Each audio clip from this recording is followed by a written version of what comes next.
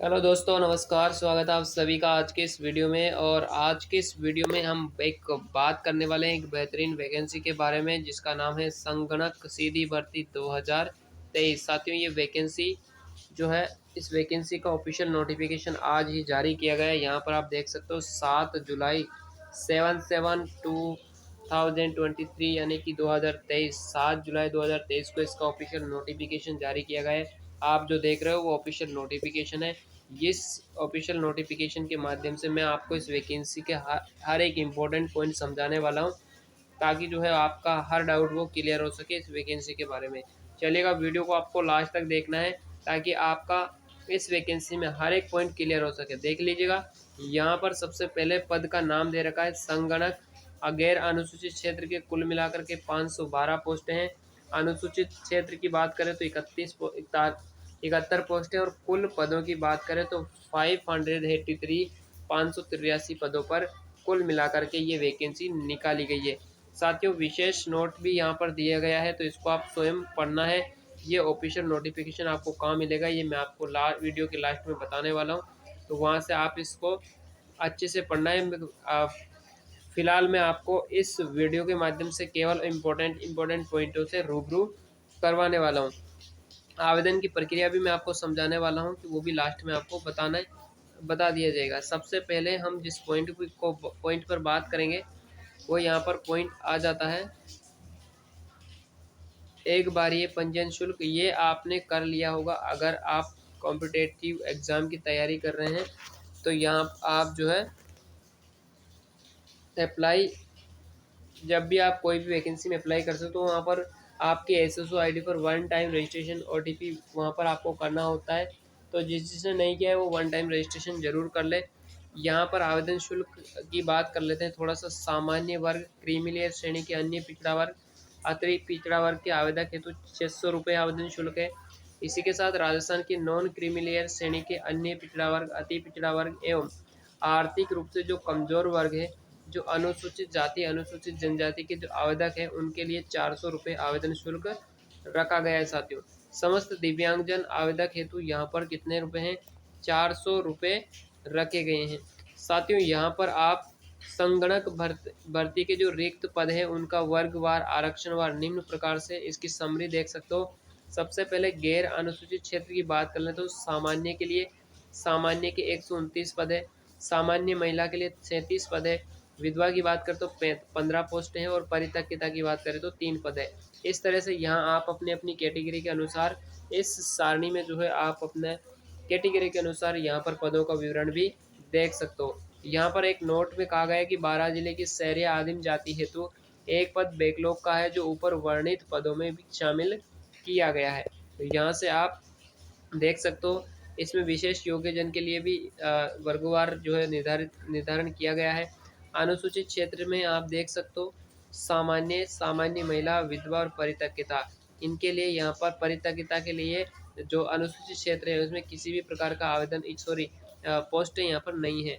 यहाँ पर अनुसूचित क्षेत्र के पदों में अनुसूचित जाति के 14 पद बैकलॉग के हैं, जो ऊपर वर्णित पदों में शामिल कर दिए गए हैं। तो यहाँ पर भी आपको समझना है।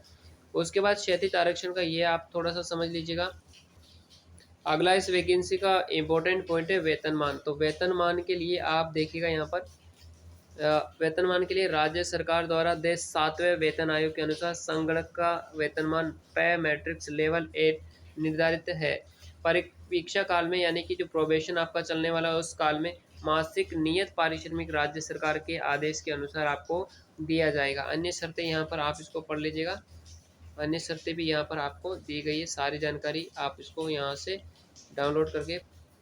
अब हम बात करेंगे पात्रता एवं शैक्षणिक योग्यता की। तो यहाँ पर शैक्षणिक योग्यता आपसे क्या मांगी गई है, तो किसी भी मान्यता प्राप्त विश्वविद्यालय से गणित या सांख्यिकी या अर्थशास्त्र में कम से कम किसी एक विषय के साथ स्नातक उपाधि आपके पास होनी चाहिए। यहाँ पर भारतीय सांख्यिकी संस्थान कोलकाता द्वारा पार्ट फर्स्ट का प्रमाण पत्र आपके पास होना चाहिए। या फिर इलेक्ट्रॉनिक्स विभाग भारत सरकार के नियंत्रणाधीन डीओई एससीसी द्वारा संचालित ओ या उच्चतर लेवल प्रमाण पत्र, या NIELIT नई दिल्ली द्वारा कंप्यूटर संकल्पना का प्रमाण पत्र पाठ्यक्रम या फिर आपके पास होना चाहिए डाटा प्रिपरेशन और कंप्यूटर सॉफ्टवेयर प्रमाण पत्र। भारत में विधि द्वारा स्थापित किसी विश्वविद्यालय से या सरकार द्वारा मान्यता प्राप्त किसी संस्था से कंप्यूटर विज्ञान कंप्यूटर एप्लीकेशन में डिग्री या डिप्लोमा या प्रमाण पत्र आपके पास उपलब्ध होना चाहिए।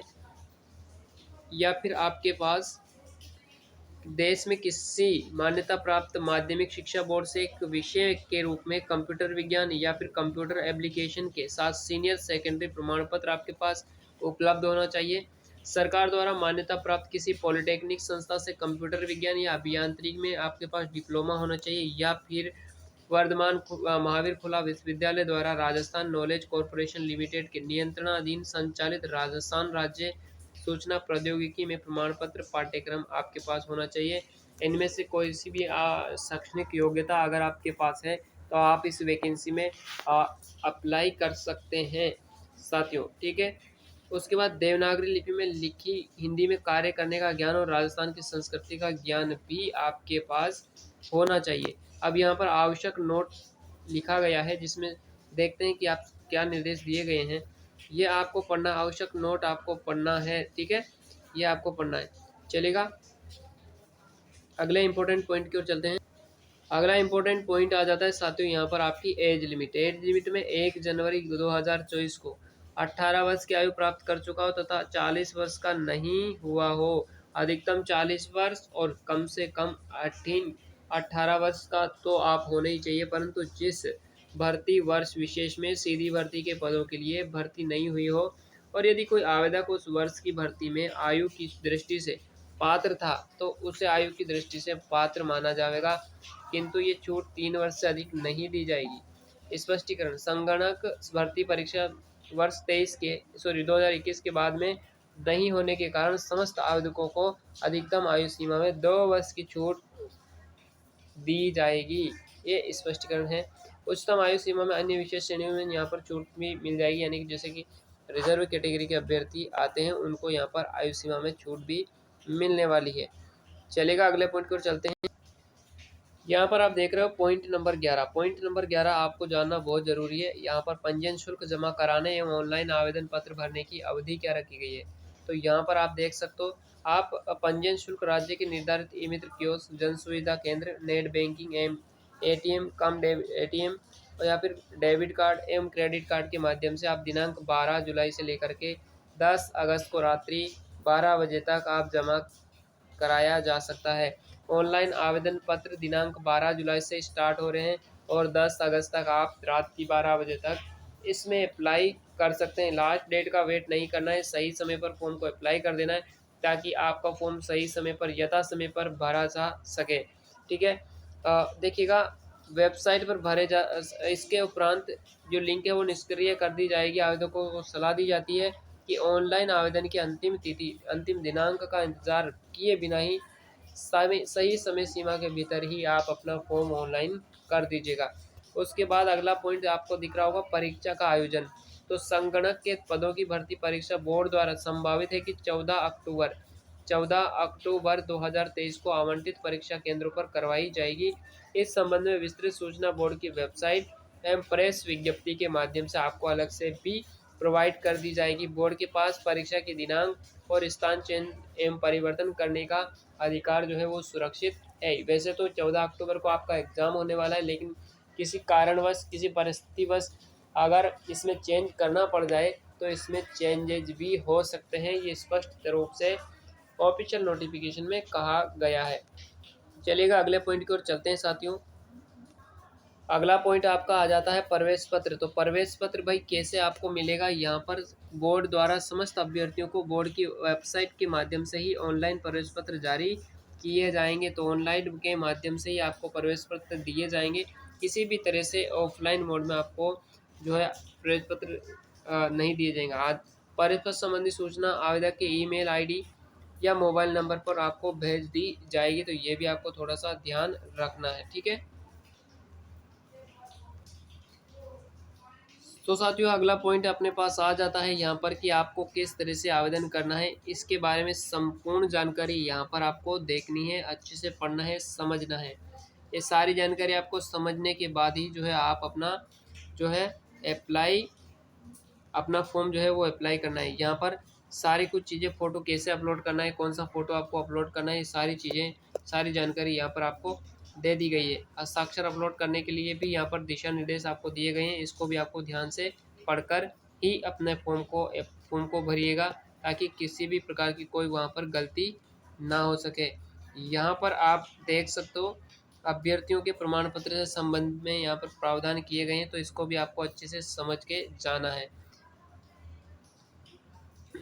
उसके बाद में यहाँ पर इम्पोर्टेंट पॉइंट आ जाता है श्रुत लेखन की सुविधा। तो विशेष दिव्यांगजनों के लिए यहाँ पर ये सुविधा भी वहाँ पर प्रोवाइड की जाएगी। ऑनलाइन आवेदन में संशोधन की प्रक्रिया की व्यवस्था भी यहाँ पर की गई है, तो इसको भी आपको अच्छे से समझ के जाना है। उसके बाद आवेदन में गलत सूचना प्रस्तुत करने एवं अनुचित साधनों की रोकथाम के लिए भी यहाँ पर दिशा निर्देश दिए गए हैं, इसके बारे में भी आपको अच्छे से पढ़ के जाना है, समझ के जाना है। परीक्षा की स्कीम एवं पाठ्यक्रम को आपको थोड़ा सा समझ लेना है। यहाँ पर देखिएगा, पार्ट ए में आपको जनरल नॉलेज के क्वेश्चन दिए जाएंगे, टोटल 30 क्वेश्चन होंगे, टोटल मार्क्स 30, यानी कि एक क्वेश्चन ही 1 नंबर का ही होने वाला है। पार्ट बी में आपके स्टैटिक्स, इकोनॉमिक्स और मैथमेटिक्स के कुल मिलाकर के आपके 70 क्वेश्चन आपके आने वाले हैं और 70 ही नंबर के होने वाले हैं। टोटल टाइम ड्यूरेशन जो आपको दिया जाएगा और 2 घंटे का टाइम आपका एग्ज़ाम में आपको दिया जाएगा। ये कुछ चीज़ें हैं। इसके according to syllabus there will be 100 question of multiple choice objective type carrying equal marks, यानी कि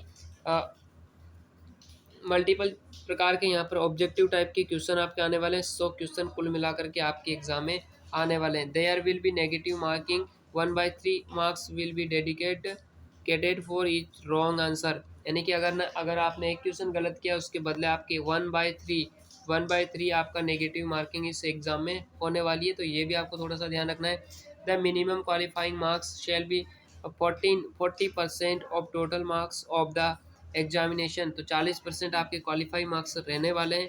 the standard of the paper will be that of A bachelors degree level, इस तरह से आपका एग्ज़ाम होने वाला है। यहाँ पर आप देख सकते हो, अच्छे से समझ सकते हो जनरल नॉलेज में आपका क्या क्या आने वाला है। पूरी जानकारी, पूरा सिलेबस यहाँ का आपके सामने प्रस्तुत किया गया है, इसको आपको अच्छे से पढ़ना है, अच्छे से ध्यान से पढ़ना है।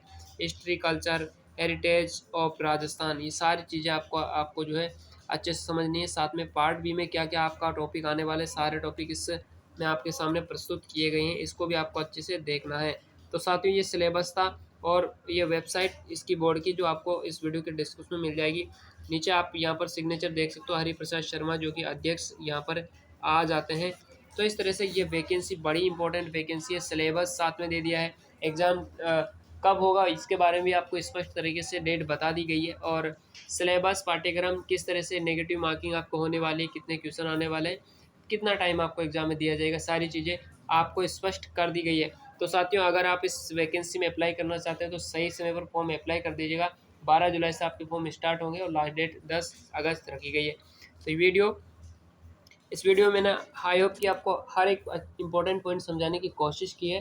आई होप कि आपको हर एक इंपॉर्टेंट पॉइंट अच्छे से समझ में आ गया होगा। ये वीडियो आपको कैसी लगी कमेंट बॉक्स में ज़रूर बता के जाना। चैनल को सब्सक्राइब नहीं किया है तो सब्सक्राइब जरूर कर लेना, क्योंकि मैं इसी तरह की लेटेस्ट अपडेट जो आपके लिए इंपॉर्टेंट होती है, आपके करियर के लिए इंपॉर्टेंट होती है, मैं इस यूट्यूब चैनल के माध्यम से शेयर करता रहता हूँ। तो साथियों, मिलते हैं नेक्स्ट किसी नॉलेजफुल वीडियो के साथ। आज के लिए इतना ही। धन्यवाद। जय Hind. Ram Ram. Have a nice day.